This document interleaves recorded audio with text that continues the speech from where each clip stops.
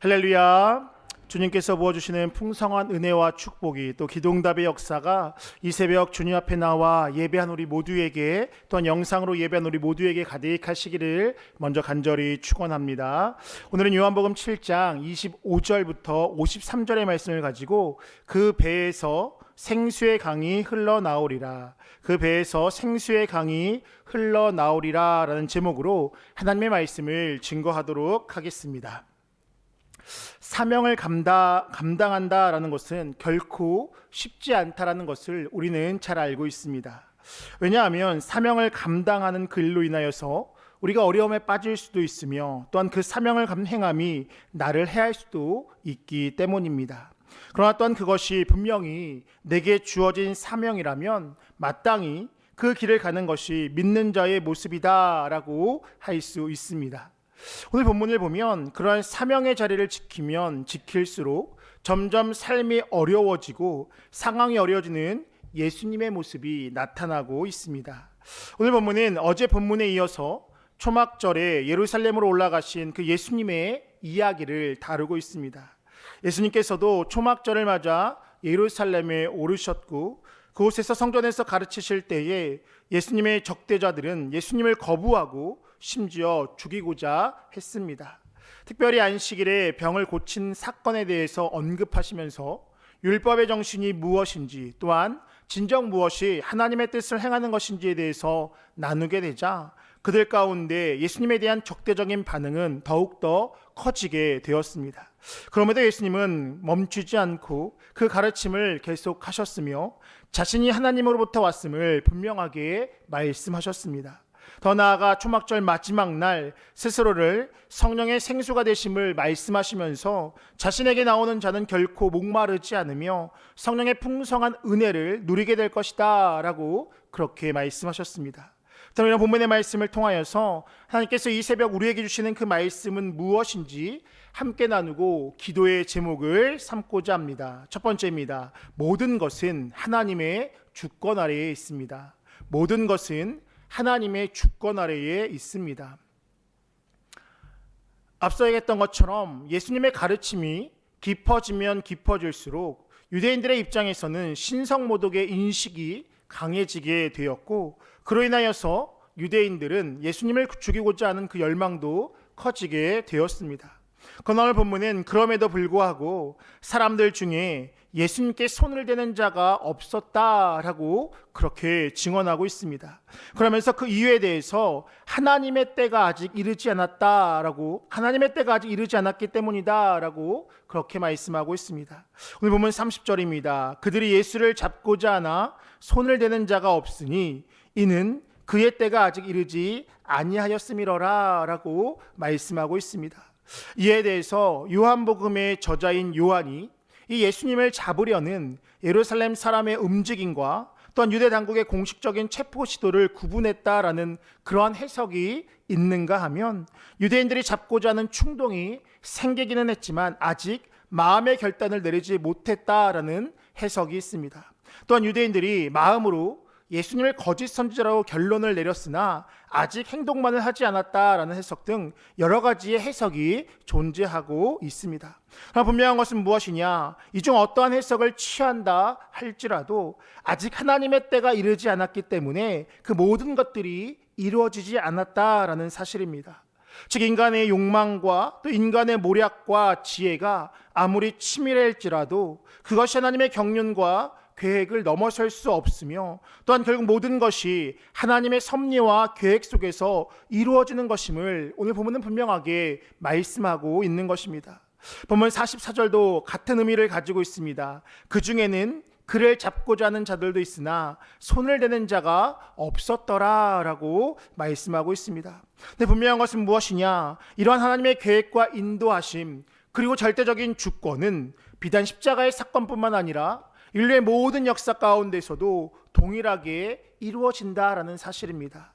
창세기 1장 1절의 창조 사건 이후에 하나님의 섭리가 미치지 않은 시간이 없었으며 하나님의 손길이 미치지 않는 장소와 공간도 없었다라는 것입니다. 결국 무엇이냐? 창조 이후에 아니면 창조 그 이전부터 하나님의 주권이 미치지 않은 그 모든 상황과 환경과 시간은 없었다라는 것입니다.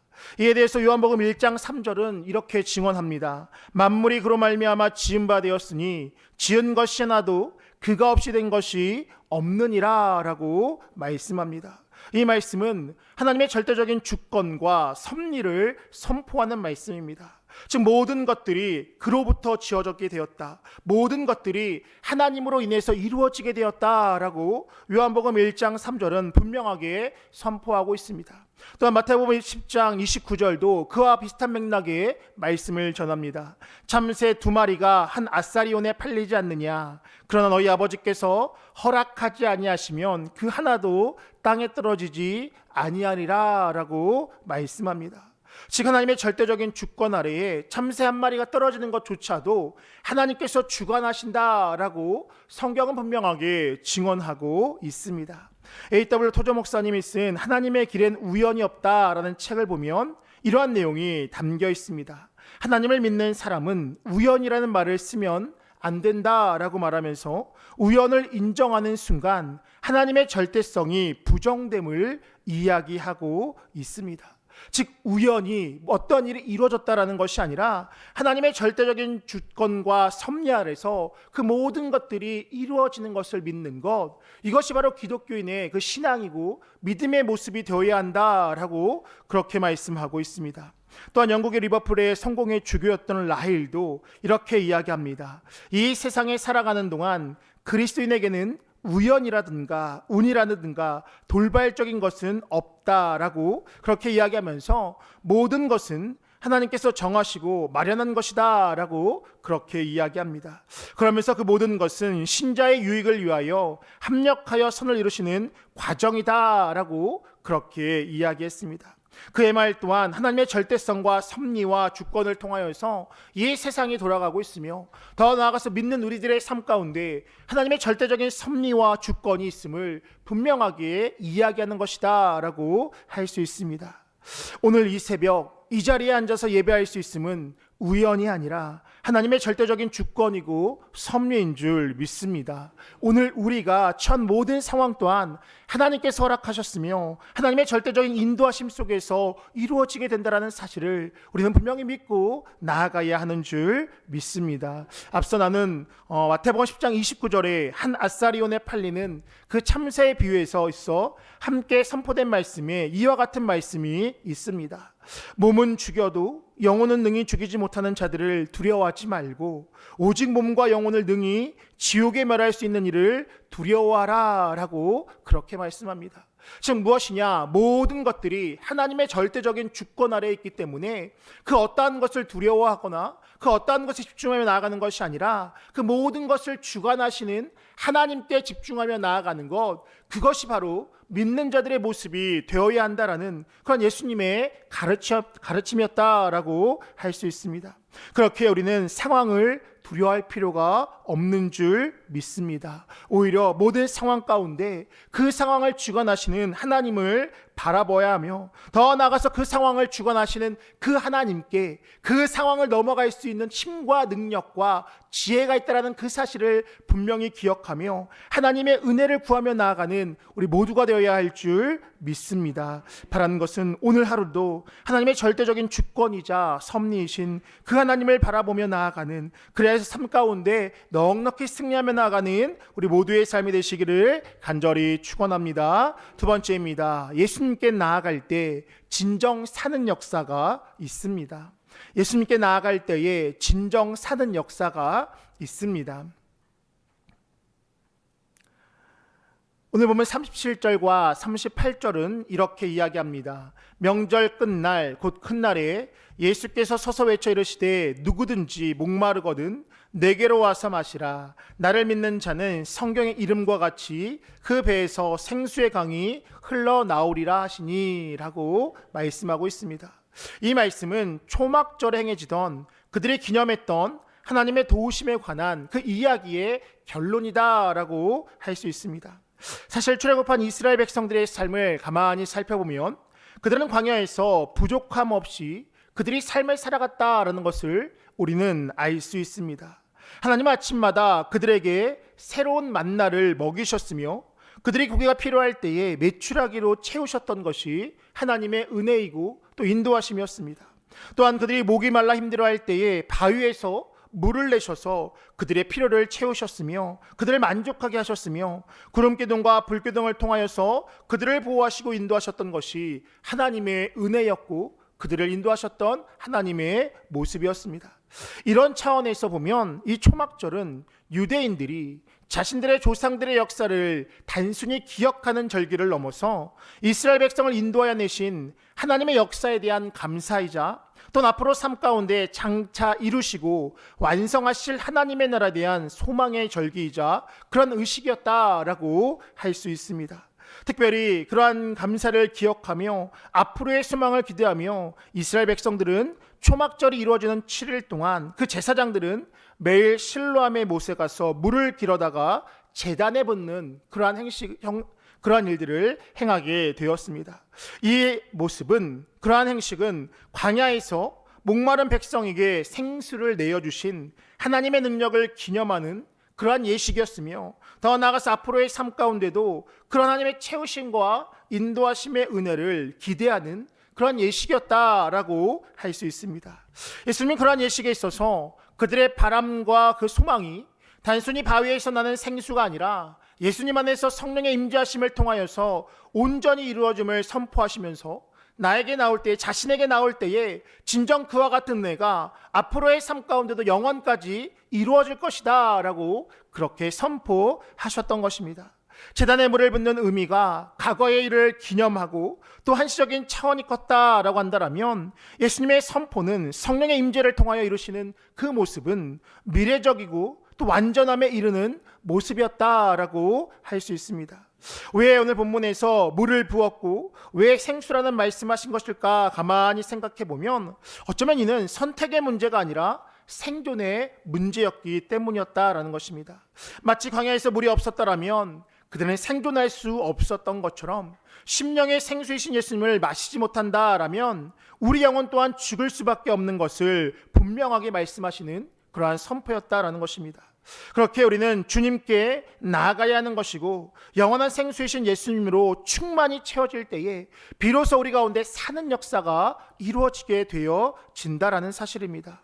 그 사람은 그런 영원한 생명이신 그 생수의 은혜가 우리 가운데 어떻게 주어지게 되느냐? 오늘 본문은 그것이 바로 성령의 임재하심을 통하여서 이루어지게 된다라고 분명하게 말씀하고 있습니다.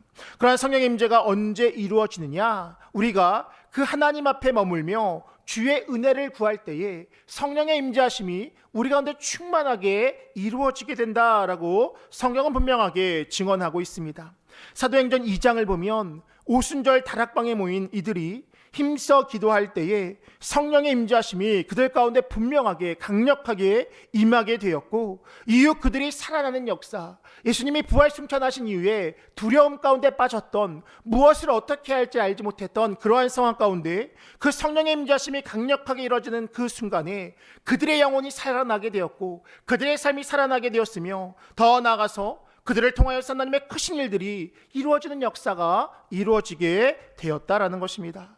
그렇다면 오늘날 그 오순절 다락방의 모습이 무엇을 의미하느냐? 바로 예배의 자리인 이 자리이며 또 기도의 자리이고 말씀의 자리인 줄 믿습니다. 우리가 하나님 앞에 나와 예배할 때에, 우리가 하나님 앞에 나와 기도할 때에, 우리가 하나님 앞에 간절한 마음을 가지고 나와 말씀을 듣고 나아가는 그 자리 가운데 하나님의 분명한 성령의 인자심이 분명하게 이루어지게 되는 줄 믿습니다. 바라는 것은 예배의 자리 나와 주님을 구함으로 또 기도의 자리, 말씀의 자리 나와 주님의 임재하심을 구함을 통하여서 그 성령의 임재하심을 통해 주님을 만남으로 진정 영원히 사는 역사를 누리며 나아가는 우리 모두의 삶이 되시기를 간절히 축원합니다. 끝으로 분명한 기준과 분별함이 필요합니다. 분명한 기준과 분별함이 필요합니다. 오늘 보면 40절 이하를 보면 유대인 가운데 일종의 쟁론이 벌어졌다라고 증언하고 있습니다. 오늘 보면 40절부터 43절의 말씀입니다. 이 말씀을 들은 무리 중에서 어떤 사람은 이 사람이 참으로 그 선지자라 하며 어떤 사람은 그리스도라 하며 어떤 이들은 그리스도가 어찌 갈릴리에서 나오겠느냐, 성경에 이르기를 그리스도는 다윗의 씨로 또 다윗이 살던 마을 베들레헴에서 나오리라 하지 아니하였느냐 하며 예수로 말미암아 무리 중에서 쟁론이 되니라고 그렇게 말씀하고 있습니다.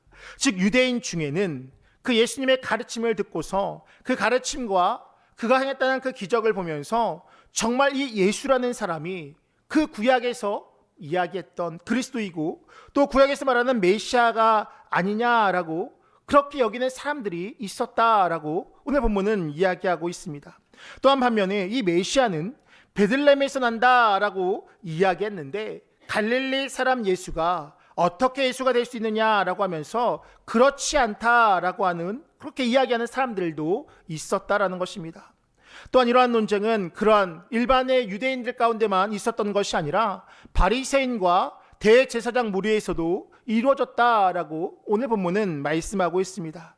본문 45절부터 47절입니다. 아랫사람들이 대제사장들과 바리새인들에게 오니 그들이 묻되 어찌하여 잡아오지 아니하였느냐. 아랫사람들이 대답하되 그 사람이 말하는 것처럼 그 말한 사람은 이때까지 없었나이다 하니 바리새인들이 대답하되 너희도 미혹되었느냐라고 말씀하고 있습니다. 즉 예수님의 등장과 예수님의 본격적인 가르침을 통하여서 그들 가운데 그와 같은 논란이, 그와 같은 어떤 상황들이 벌어지게 되었다라는 것입니다. 분명한 것은 무엇이냐? 진짜 하나님의 아들이 나타나셨는데 그들은 여전히 알아보지 못했다라는 것입니다. 더 나아가서 그 예수님을 통하여서 그들에게 본격적인 하나님의 나라에 대한 어떠한 복음의 선포와 가르침이 이루어지게 되었는데 그들은 깨닫지 못하게 되었다라는 것입니다. 즉 진리를 선포하고 복음을 선포하셨는데 그들은 자신의 생각대로 자신의 경험과 지식으로 예수님을 판단하게 되었고 진정한 하나님의 아들 예수 그리스도를 보고도 또 그의 말씀을 듣고도 믿지 못하고 받아들이지 못하는 비참한 상황에 빠지게 되었던 것이 그들의 모습이었습니다. 왜 그러한 상황이 펼쳐지게 되었을까 생각해 보면 그들의 완고함이었고 그들의 생각과 경험이 그들의 기준이 되었기 때문입니다. 우리는 성경을 통하여서 분명히 알고 있습니다. 오늘 본문의 예수님께서는 베들레헴에서 태어나셨다라는 것, 더 나아가서 다윗의 후손임을 우리는 알고 있습니다. 그런데 그들은 잘못된 정보와 지식을 통하여서 예수님이 갈릴리에서 났다라고 판단하게 되었으며 더 나아가서 그가 다윗의 후손임을 알지 못했던 것이 그들의 모습이었습니다. 또한 당시 갈릴리라는 곳은 사망의 그늘진 땅으로서 여겨지게 되었고 무식하고 천박하면서 종교적으로도 버림을 받은 자들이 살던 지역으로 여겨졌기에 그곳 출신이라고 여겼던 예수님이 결코 메시아가 되어서는 안 된다라는 그러한 생각이 그들 가운데 확실하게 자리 잡게 되었다라는 것입니다. 즉 하나님의 아들이라 한다라면 그의 출신과 성분이 그들이 생각하고 그들이 기대했던 것만큼 되어야 한다라는 그들의 고정관념이 있었기에 그들은 그 앞에서 하나님의 나라를 선포했던 그 예수님을 보면서도 그 예수님의 말씀을 들으면서도 그를 믿지 못하게 되었다라는 것입니다. 결국 무엇이냐? 잘못된 정보와 기준으로 자신의 생각과 판단을 통하여서 예수님을 제대로 볼 수 없었고 분별할 수 없었던 것이 그들의 모습이었습니다.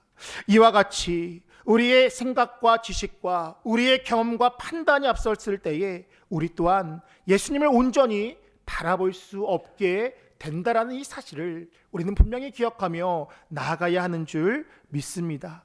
오히려 우리의 생각과 지식과 경험을 내려놓을 때에 있는 그대로 주님을 바라보며 나아갈 때에 진정 주님을 만나고 경험되는 역사가 우리 가운데 풍성하게 이루어지게 될 줄 믿습니다. 예수님을 내 생각으로 바라보는 것이 아니라, 내 어떠한 욕심으로 바라보는 것이 아니라, 예수님을 예수님 그 자체로 바라볼 때에 그 예수님을 깊이 있게 만나는 역사가 이루어지게 되는 것이고, 더 나아가서 그 깊이 있게 있는 만남을 통하여서 우리의 삶의 문제들이 해결되어지며 진정 하나님의 능력을 경험하게 되어진다는 그 사실을 분명히 믿고 나아가야 하는 줄 믿습니다. 그러기 위해서 우리의 삶 가운데 무엇이 기준이 되어야 되느냐? 말씀이 기준이 되어야 되는 것이고, 그 말씀과 그 믿음으로 나아가게 될 때에 하나님을 경험하는 은혜가 우리의 삶 가운데 풍성하게 일어나게 될 줄 믿습니다. 신학교 시절 한 교수님이 이러한 말씀을 했던 기억이 있습니다. 아는 것만큼 보이는 것이고 믿는 것만큼 더 보이고 경험하게 된다라는 어떤 그런 말씀을 한 기억이 있습니다.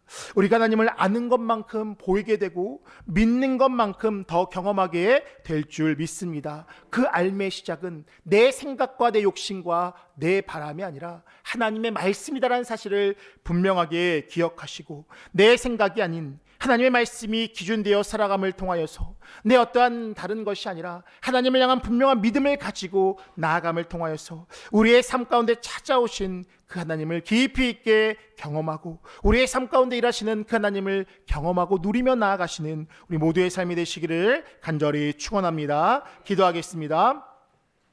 오늘도 우리의 삶을 주관하시고 인도하시는 참 좋으신 하나님, 오늘도 우리에게 새날 허락하여 주시고 주님 앞에 나와 예배하며 하루를 시작하게 하시니 참으로 감사를 드립니다. 오늘도 생명의 주인 되시는 주님과 동행하며 주어진 삶 가운데 넉넉히 승리하며 나아가는 우리 모두가 되어줄 수 있도록 인도하여 주시옵소서. 세상의 모든 것이 하나님의 절대적인 주권 아래 있음을 기억하며 살아가는 우리의 인생 되게 하여 주시고, 생명의 주인 되시는 주님 앞에 나아감을 통하여 진정 사는 역사를, 성령의 충만함을 통해서 살아난 역사를 누리며 나아가는 우리 모두가 되어줄 수 있도록 인도하여 주시옵소서. 말씀이 기준되고 또 믿음으로 하나님 앞에 나아감을 통하여 우리의 삶 가운데 역사하시는 그 주님을 경험하며 또 그 주님을 경험함을 통하여서 하나님의 나라를 이루어가는 우리 모두의 삶 되어줄 수 있도록 인도하여 주시옵소서. 이 새벽에도 주님 앞에 나올 때 귀한 예물 드립니다. 드린 손길 기억하여 주시고 간절한 기도 응답되어진 놀라운 역사를 누리며 나아가는 복된 인생 살아갈 수 있도록 인도하여 주시옵소서. 오늘 하루의 삶 가운데도